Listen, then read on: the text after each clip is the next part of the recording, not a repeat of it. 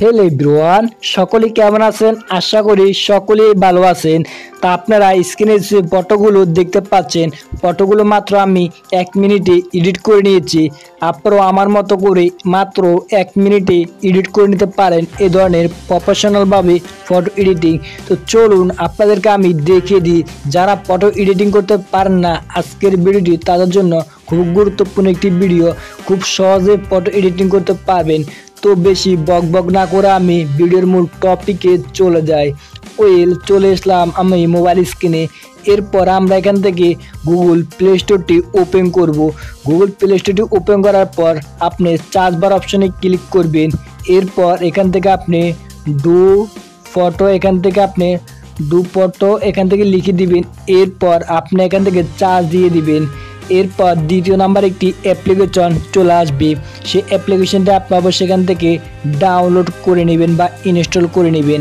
Already আমি install করে রেখেছি। এরপর আমরা এখান থেকে ওপেন অল অপশনে ক্লিক করে দিব। ক্লিক করার পর এখান থেকে আমরা অ্যাপ্লিকেশনটি ওপেন করে নিয়েছি। তো এরপর এরকম একটি ইন্টারফেস চলে আসবে। আপনি ফটোওয়ালা অপশন দেখতে পাচ্ছেন, ফটোওয়ালা অপশনে ক্লিক করবেন। এরপর আপনার ফোনের যতগুলো ফটো আছে সবগুলো ফটো এখানে শো করবে। আপনার যে কোনো একটি ফটো এখান থেকে সিলেক্ট করে দিতে পারেন।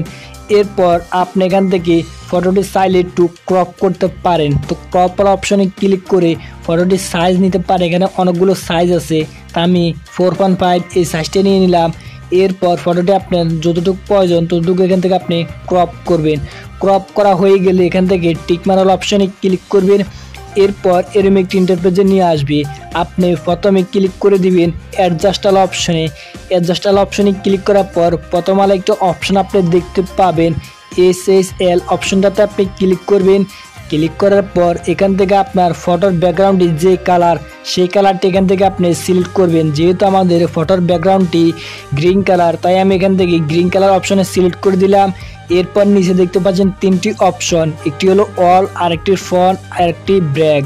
তা আমি ব্যাকগ্রাউন্ড অপশনে ক্লিক করলাম। এরপর আমাদের ব্যাকগ্রাউন্ড অপশনে ক্লিক করা হয়ে গেলে আমরা UI অপশনটি এখান থেকে মন মতো করে বাড়িয়ে কমিয়ে নিতে পারেন। আপনাদের ফটোটির যে কালার প্রয়োজন আপনি সেই কালারটি এখান থেকে দিতে পারেন।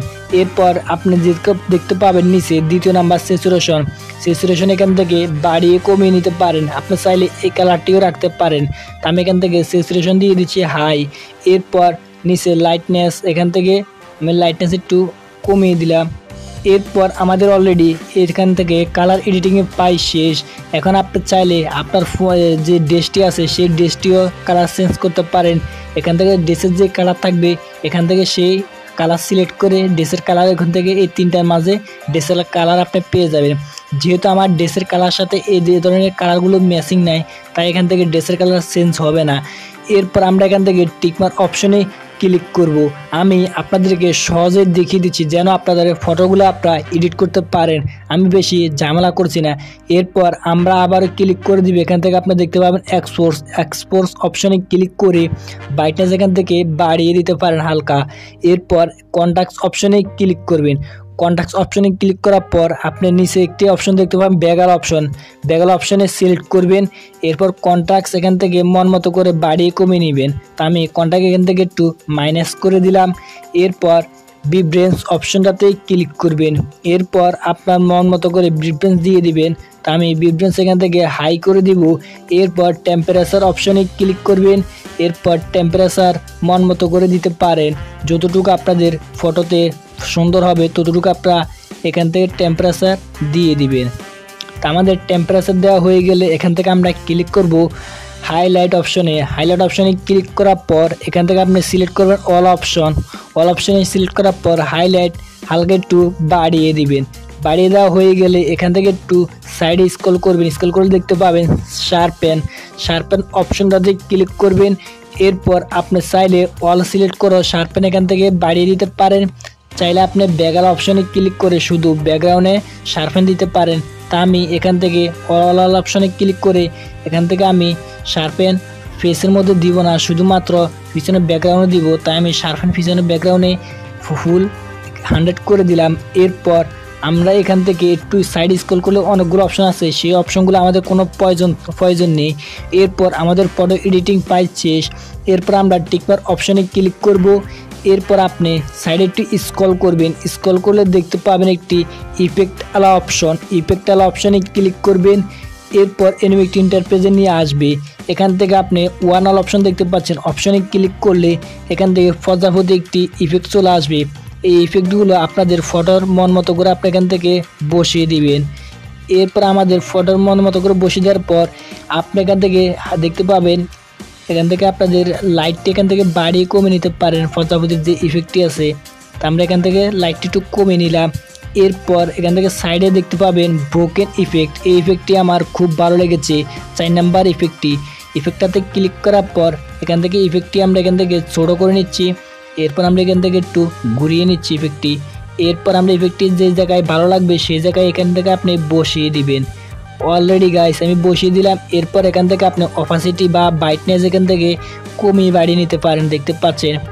এরপর আমি এখান থেকে ব্রাইটনেস এতটুকু রাখলাম।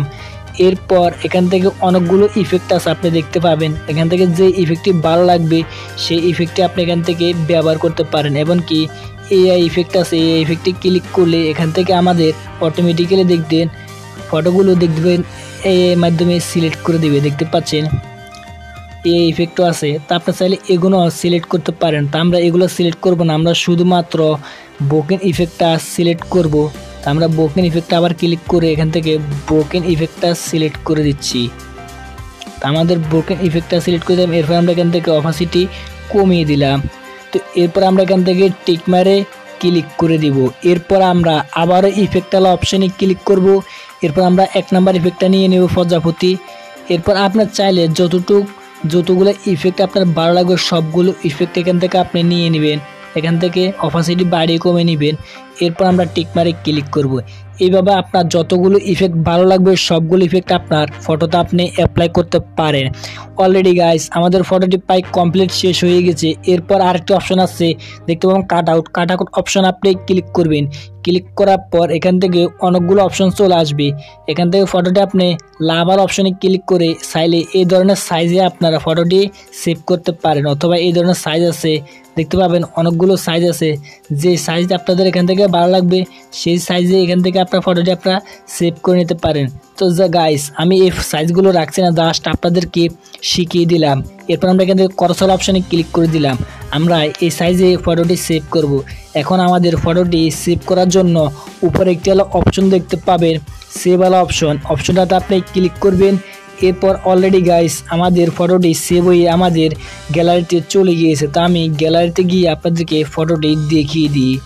তো আমি গ্যালারিটা ওপেন করলাম। এরপর ফটোটি আমি আপনাদেরকে দেখিয়ে দিচ্ছি। অলরেডি গাইস দেখতে পাচ্ছেন ফটোটি চলে এসেছে, দেখতে পাচ্ছেন কত সুন্দর এডিট হয়ে গেছে।